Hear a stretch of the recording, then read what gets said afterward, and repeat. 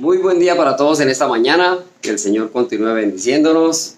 Otro día más que nos regala sobre esta tierra y qué bueno para disfrutar y seguir creciendo espiritualmente. Nuevamente hoy tenemos el tintico de la mañana. Les invito a tomar el tinto calientico.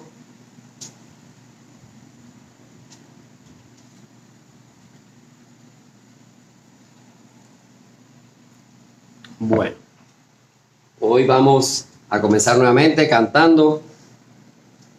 Les invito, vamos a cantar el himno 118. 118, al mundo paz.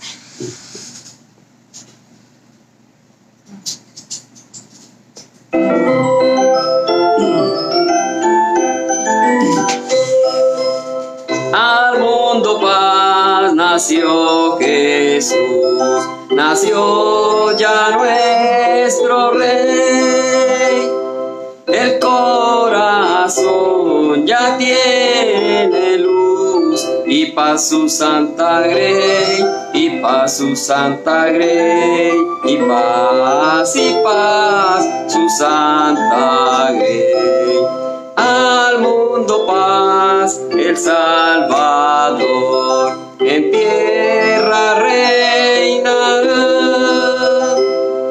Ya es feliz el pecador, Jesús perdón le da, Jesús perdón le da, Jesús perdón le da. Al mundo él gobernará con gracia y con poder. A las naciones mostrará su amor y su poder, su amor y su poder, su amor y su poder. Qué bien, qué bueno que podemos cantarle al Señor, pero recordemos que cuando cantamos también oramos. Entonces, siempre que estamos cantando eso, que sea una película en nuestra mente de lo que estamos diciendo, ¿verdad? Continuemos con el tintico mientras sigue conectándose.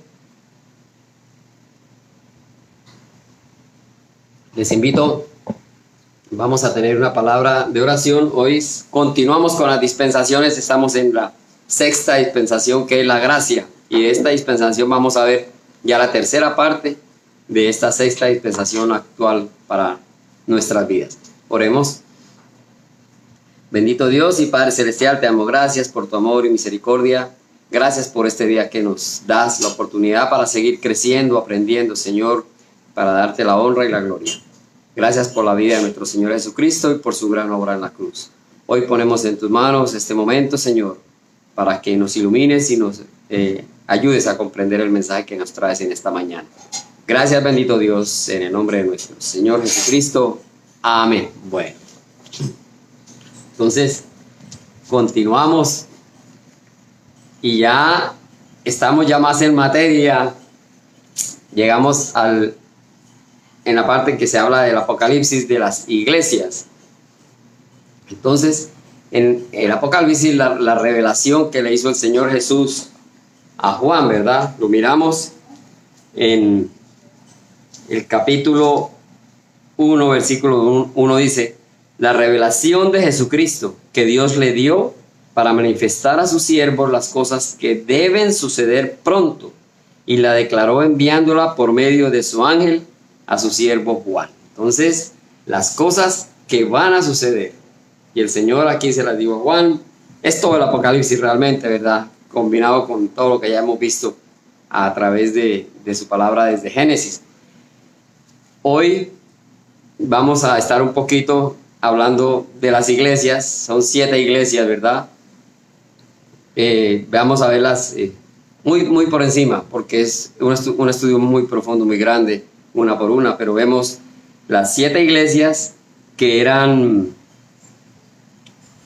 en Asia: Éfeso, Esmirna, Pérgamo, Tiatira, Sardis, Filadelfia y la Odisea. Entonces, ahí el Señor Jesús nos revela diferentes características por cada iglesia. Puede ser, miramos, puede haber felicitación, o hay felicitación, hay reprensión, hay promesa, hay advertencia, ¿verdad? Entonces, juicios para algunas iglesias. Estas eran ciudades de la provincia de Roma, que en ese momento Roma era donde vimos, estaba el Papa y, como quien dice, mandaba la parada en la parte espiritual, la iglesia, ¿verdad? Pero todo esto, recordemos que incluía la adoración al emperador, porque era iglesia y política, gobierno, estaba prácticamente empoderados. Entonces había que hacerle adoración al emperador. Y también vimos que había muchas prácticas inmorales, ¿verdad? No recordamos, pero hemos visto algunas veces también la adoración a una diosa, Diana. Y digamos, afortunadamente, desde otro punto de vista, la iglesia había crecido, ¿verdad? Tenía un crecimiento bastante grande, a pesar de, pero el Señor nunca ha desamparado su iglesia, ¿verdad? Pero también, como dije, igual que en los tiempos antiguos, cuando el pueblo de Israel se combinaba con otros pueblos, entonces era politeísta, había muchas herejías, había prácticas inmorales. Acabamos el tintico.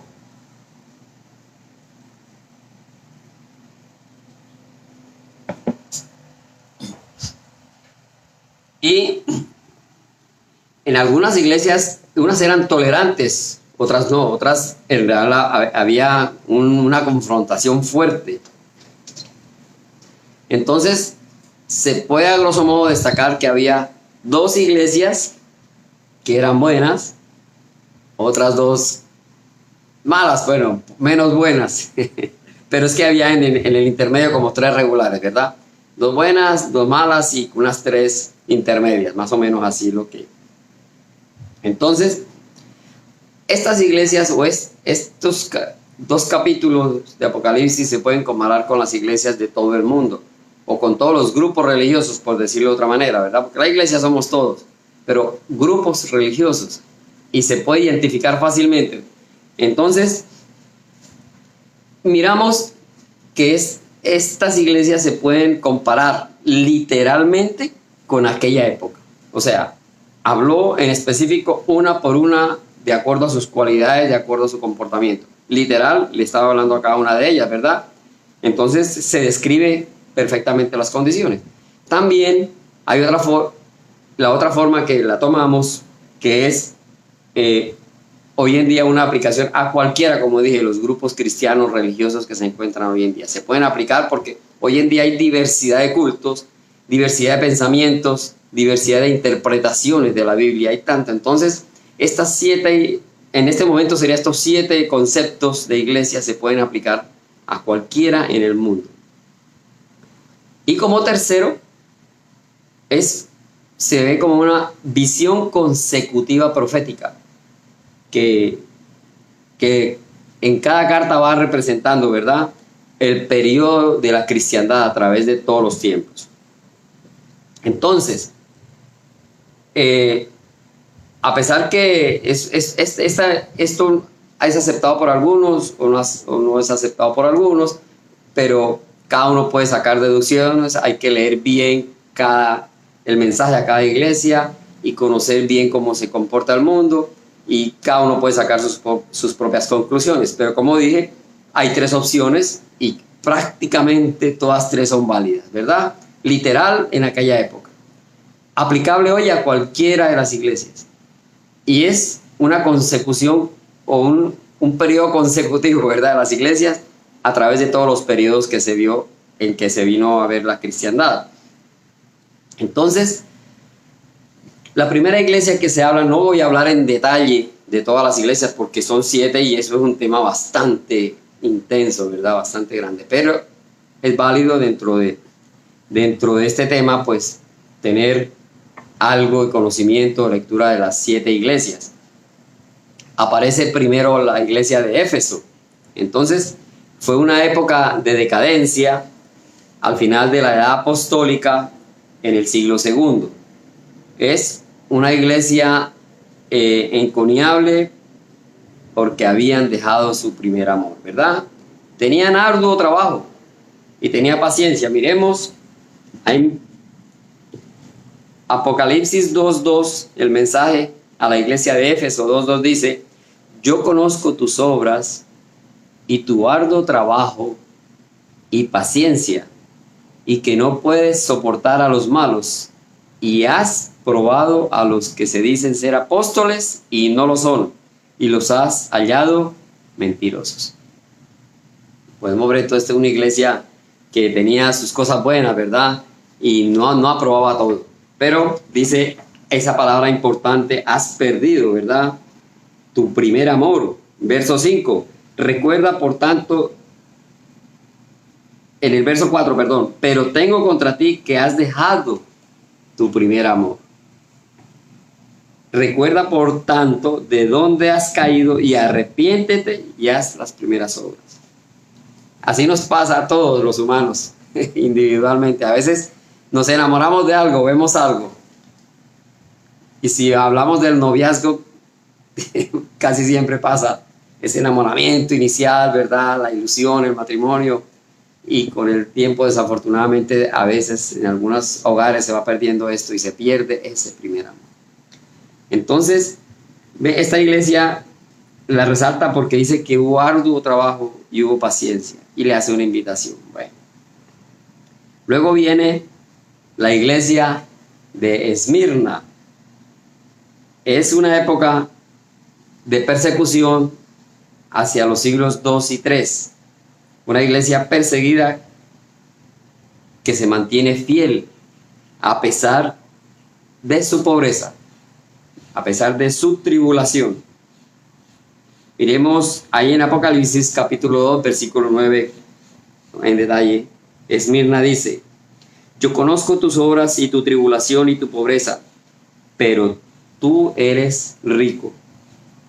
Y la blasfemia de los que se dicen ser judíos y no lo son, sino sinagoga de Satanás. No temas en nada lo que vas a padecer. Y aquí el diablo echará a algunos de vosotros en la cárcel para que seáis probados y tendréis tribulación por 10 días.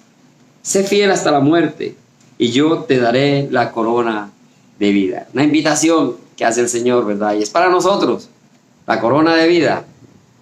Entonces, a pesar de la persecución, a pesar de situaciones, siempre hubo ese hilo que mantuvo viva la cristiandad en esta iglesia en Esmirna. Tenemos que mirar el lado positivo, el lado de que el Señor siempre ha tenido a su pueblo. Han pasado cosas, y a nosotros, en nuestra vida particular, nos han pasado cosas difíciles o cosas terribles, pero si lo miramos, casi siempre ha sido en el ámbito material, en el ámbito económico, y eso nos duele y pensamos que se nos acaba la vida, pero no nos detenemos a pensar desde el punto de vista espiritual, que es lo más importante. Nadie ha venido con un arma a intimidarnos: es que usted tiene que renegar del Señor o de Dios, o es que usted tiene que dejar ese grupo cristiano donde usted asiste. Nunca eso lo hemos tenido. En nuestro pensamiento nos ha llegado de pronto. ¿Por qué? Porque primero ha sido una situación económica. No tenemos plata o tenemos una deuda y nos agobia, y como pedimos ayuda quizá, y dice el Señor que a veces pedimos pero no pedimos bien, y el Señor dice: no es el momento, Jorge, no te lo has merecido. Entonces basamos nuestra fe en ese momento, en la situación crítica material, y espiritualmente entonces la dejamos y creemos que el Señor se olvida de nosotros o no nos escucha, y resulta que somos nosotros los que hemos dejado al Señor de lado, ¿verdad? Entonces, desde el punto de vista espiritual, es aquello donde debemos ser más fuertes. Y quizá eso es lo que también ha pasado en muchas de nuestras vidas. Nunca hemos dejado ese hilo de fe, de creencia, de esperanza en el Señor. Pase lo que pase. Recordemos a Job. Lo tenía todo, pero era material. Pero su corazón también estaba al 100% con el Señor. Y el Señor le dijo a Satanás, haz lo que quieras con él, pero no le toques su vida. Porque si no hay vida, ni modo, ¿verdad? Pero mientras estuvo vivo, siempre estuvo creyendo en el Señor, en ese ser poderoso. No le importó la parte económica, su parte física aún estaba, se quejaba, le dolía, como es normal en los humanos, cosas pasan, pero nunca perdió la fe, mantuvo ese hilo. Y eso es lo que el Señor quiere en nosotros, que nos mantengamos firmes, ¿verdad? Pase lo que pase, que no nos arrastre lo material. Pero bueno, seguimos entonces con la iglesia de Pérgamo. La iglesia de Pérgamo fue una época imperial y era el cristianismo como religión de Estado. Aquí ya estaba la religión mandando codo a codo con los políticos, ¿verdad? Acordémonos de Constantino, que hizo muchas reformas. Y fue donde Constantino se convirtió al cristianismo y entonces ya no sabemos, no sé hasta qué punto utilizó, dijo, aquí hay una opción, hay mucha gente que son creyentes de ese Dios y yo para ganar adeptos, para mi política, para mandar más, para ser el más emperador, para tener más poder, se convirtió al cristianismo. Para bien o para mal, pero ahí hubo un cambio, ¿verdad? En ese momento de Constantino. Pero fue una iglesia tolerante que permitía toda clase de herejías, por lo que hemos visto, por la mezcolanza que siempre hubo, ¿verdad? El Señor llama al arrepentimiento. Miremos la iglesia de Pérgamo, capítulo 2, versículo 13. Dice, yo conozco tus obras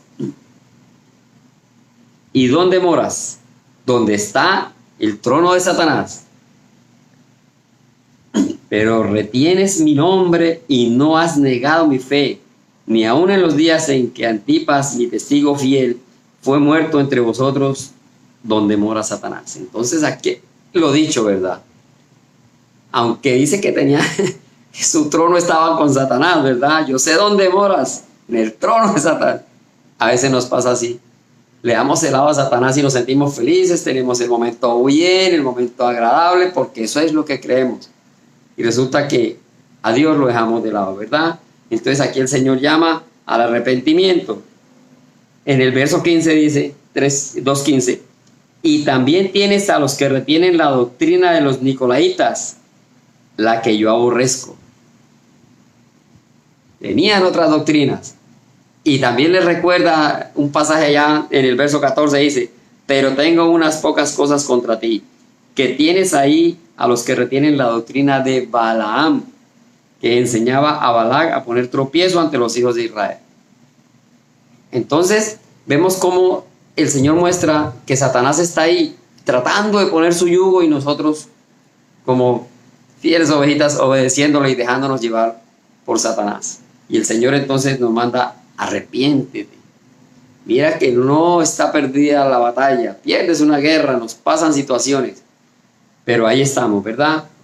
Luego viene la iglesia de Tiatira. Fue la época, comparada con los tiempos, la época papal, de los siglos 6 al siglo 16. Igual, una iglesia mundana, infestada de inmoralidad y paganismo, ¿verdad? Apocalipsis 2:20, miremos un detalle. Dice, pero tengo unas pocas cosas contra ti, que toleras esa mujer Jezabel, que se dice profetiza, que enseñe y seduzca a mis siervos a fornicar y a comer cosas santificadas a los ídolos. Imagínense, una mujer, una profetisa que invitaba, y claro, entonces parece ser que los varones estaban pintados en la pared. Hoy en día pasa lo mismo, no estamos lejos, vemos en muchos grupos religiosos por allá que hablan de la pastora, una mujer, y quizá muchas veces sin un esposo, que o quizá por eso se toman porque no hay varones que tomen el liderazgo. y entonces llevan esa a una situación, como en este caso decía, invitaba a la fornicación, o sea, a hacer las cosas que había de otras religiones, de otros ídolos, ¿verdad?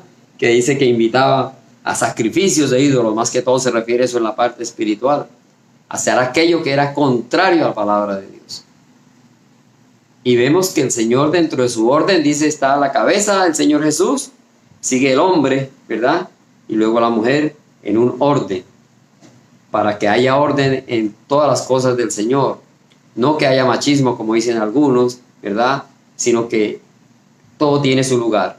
Por ahí, la vez pasada vimos también cómo el papado prohibió que en la Iglesia Católica los sacerdotes se casaran para evitar inmoralidades. Por el contrario, el Señor dice que todo obispo gobierne bien su hogar, aprenda con su esposa, a sus hijos, para que aprenda a gobernar bien un grupo. Pero esa idea de ellos de no casarse para evitar inmoralidades fue lo peor, porque ahí fue donde hemos visto hoy en día cómo están saliendo a la luz todas aquellas cosas que cometieron estas personas que nunca se casaron y estaban solamente para llevar el hilo de la iglesia, y no lo hicieron correcto porque no lo hicieron de corazón. No había sinceridad, porque el hecho de que no se case no quiere decir nada, no es pecado, es muy voluntario. No es un mandato del Señor, cásese o no se case. El Señor nos dejó en esta tierra para procrear, tener familia y gobernar bien, ¿verdad? El que no se case igual, vemos Pablo, un gran escritor, un gran líder. Pablo nunca se casó. Al menos no hemos visto que haya tenido esposa o hijos. Pero hay de todo en la viña del Señor. Todo depende de cómo enfoquemos al Señor, nuestro liderazgo, nuestra mente, nuestra creencia, ¿verdad? Entonces hay que mirar todas estas cosas. Luego viene la iglesia de Sardis. El tiempo. La iglesia de Sardis fue en la época de la Reforma, es ya comparada con la época de la Reforma, donde salió Lutero, donde salió Calvino, pero había una iglesia como durmiente, ¿verdad? Sin embargo, ahí hubo líderes que mantuvieron esa pequeña candela, fuego, donde hubo un avivamiento, ¿verdad? Como cuando se mantiene ahí, hace la comparación el Señor de las vestiduras blancas. Miremos Apocalipsis 3, versículo 2, a Sardis dice: sé vigilante y afirma las otras cosas que están para morir, porque no he hallado tus obras perfectas delante de Dios. A veces hacemos las cosas, pero no como el Señor quiere. Aquí las estaban haciendo, pero el Señor dice no perfectas. Y eso es lo que tenemos que buscar en nuestros corazones. Buscar esa perfección, porque aparentemente hacemos las cosas bien. Aparentemente, ¿verdad? Es lo que a veces creemos. Y si hacemos un análisis, nos encontramos de pronto contra una muralla. Miramos que realmente no estamos haciendo las cosas bien. Dice, verso 3, acuérdate pues de lo que has recibido y oído y guárdalo y arrepiéntete. Pues si no velas, ahí está una palabra clave. Vendré sobre ti como ladrón y no sabrás a qué hora vendré sobre ti. Ese es un llamado. Nosotros hicimos decisión de fe y estamos cada día velando. Pero para aquellos que no han hecho decisión de fe, no saben el día y la hora, como dice acá el Señor, vendré sobre ti. O sea, hace un llamado. Él nos dio la vida, Él la toma. Venga, Jorge, es el momento. O como todos los cristianos estamos esperando la segunda venida del Señor en que haya el arrebatamiento. Entonces, hay que estar alerta y estar, como dice aquí el Señor, ¿verdad? Afirmando, verso 2, ¿verdad? Vigilante y afirma las cosas, que estemos allí. Sigue la iglesia de Filadelfia, la época del avivamiento, inicio de las misiones mundiales, una iglesia ya un poco más visionaria, ¿verdad? Ya era una puerta abierta, ya porque aquí vemos que fue la época en que ya hubo la traducción de la Biblia, ya hubo copias de la Biblia, ya la cosa cambió un poco, ya mejoró. Filadelfia, miremos Apocalipsis 3:8. Yo conozco tus obras, he aquí he puesto delante de ti una puerta abierta, la cual nadie puede cerrar, porque aunque tienes poca fuerza, has guardado mi palabra y no has negado mi nombre. Y esto es interesante. Y aquí, ¿quién está hablando? El Señor Jesús. Esa es la puerta abierta que nadie puede cerrar. Ya Él dio su vida. Todos tenemos la oportunidad de prepararnos y estar listos para esa vida eterna en los cielos, ¿verdad? En la ciudad celestial. Ahí está la puerta abierta, donde dice que aunque no tenemos fuerza, hemos guardado la palabra. Y eso es lo que el Señor nos invita, a que cada día guardemos, aprendamos de su palabra. Y dice, y no has negado mi nombre. Firmes adelante, ¿verdad? Bueno. Después viene la iglesia de la Odisea, la séptima iglesia. La época de la apostasía, que es ya prácticamente el tiempo presente para nuestros días, ¿verdad? Una iglesia tibia, llena de apostasía, liberalismo y al mismo tiempo ecumenismo. Ecumenismo es que tratan de promover la unidad, ¿verdad? Hay liberalismo, pero también, o sea, lo que hoy estamos viendo, que tratan de unir, quieren unir todas las iglesias, todos los credos, todas las doctrinas que hay en una sola, pero va a ser difícil, porque entonces vamos a volver a lo anterior, que va a haber diferentes idolatrías y cultos y cosas. Hoy en día el Papa quiere unirse, pero él tiene un pensamiento, una interpretación que no es la correcta, todos sabemos, como hay otros grupos religiosos que también, pero no se ciñen a la palabra. Entonces son libres cada uno de su pensamiento, pero al mismo tiempo quieren unirse. Y esto es lo que el Señor quisiera, o Él quiere, pero unidos a través de su palabra, ¿verdad? Miremos en el capítulo 3, versículo 15. Dice, yo conozco tus obras, que ni eres frío ni caliente. Ojalá fueses frío o caliente. Pero por cuanto eres tibio y no frío ni caliente, te vomitaré de mi boca.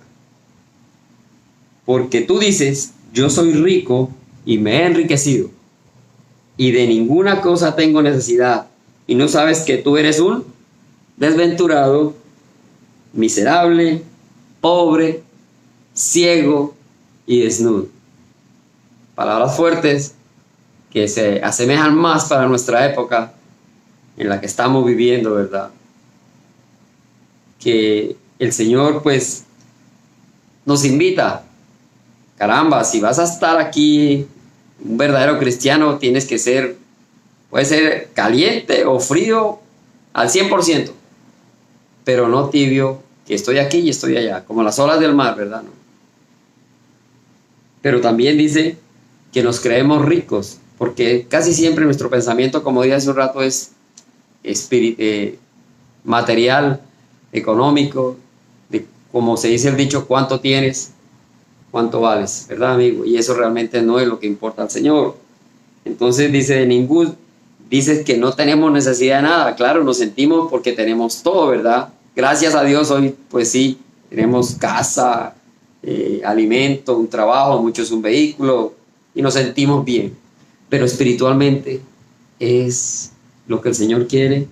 Dice, no sabes que eres un desventurado, eres un miserable, pobre. Porque el día que una persona se muere, cuando es llamado al seno del Señor, nada nos llevamos, ¿verdad? Ciego y desnudo, porque no queremos ver. Y realmente no tenemos nada. Así como nacemos, igual el Señor nos llama a su presencia, igual así nos vamos, ¿verdad?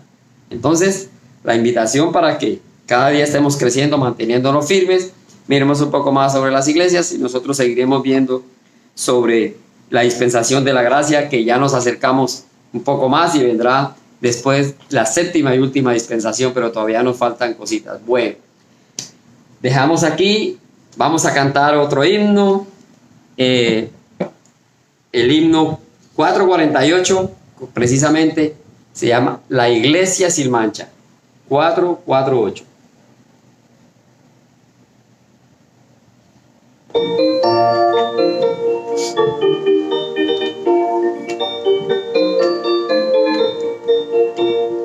¿Quiénes son los que han venido? ¿Hacia dónde marcharán? De estaban vestidos, ropas blancas llevan ya. En la iglesia fiel, sin mancha ni arruga, el Salvador redimió. En la iglesia fiel, sin mancha ni arruga, que el Salvador redimió. Puedes escuchar los cantos que conmueven todo ser. Es el grupo de los santos que al Cordero quieren ver. En la iglesia fiel, sin mancha ni arruga, que el Salvador redimió. En la iglesia fiel, sin mancha ni arruga, que el Salvador redimió. No te asusten las tristezas, nunca cedas ante el mal. Triunfarás en tus pobrezas, tendrás gozo celestial.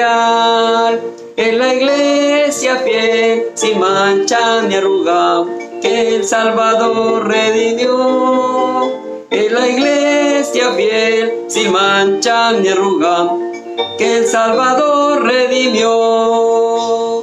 El pendón de tu alabanza debes hoy enarbolar. En tu Rey pon tu esperanza y el victoria te dará. En la iglesia fiel, sin mancha ni arruga, que el Salvador redimió. En la iglesia fiel, sin mancha ni arruga, que el Salvador redimió. Qué interesante, la iglesia fiel, sin mancha ni arruga. Todos sabemos lo que es una mancha y lo que es una arruga, ¿verdad? Se lava la ropa y ¡ay! Me quedó la mancha. Oh, cómo se ve arrugada, no está bien planchadita. Es fácil la comparación de entenderla, ¿verdad? Entonces, que no nos asusten las tristezas, ni cedamos ante el mal. Dejamos aquí y vamos a tener una palabra de oración. Bendito Dios y Padre, gracias por tu amor y tu misericordia, gracias por tu palabra, gracias por ese gran sacrificio del Señor Jesús, que hoy pues nos gozamos y nos alegramos por esta gran obra. Igualmente ponemos en tus manos este día para que tú nos cuides, tú nos protejas, Señor, y todo lo que hagamos sea bajo tu cuidado. Gracias, Padre Santo, en el nombre de nuestro Señor Jesucristo. Amén. Bueno, pues quedamos despedidos en el día de hoy. Que el Señor les bendiga y hasta otra oportunidad.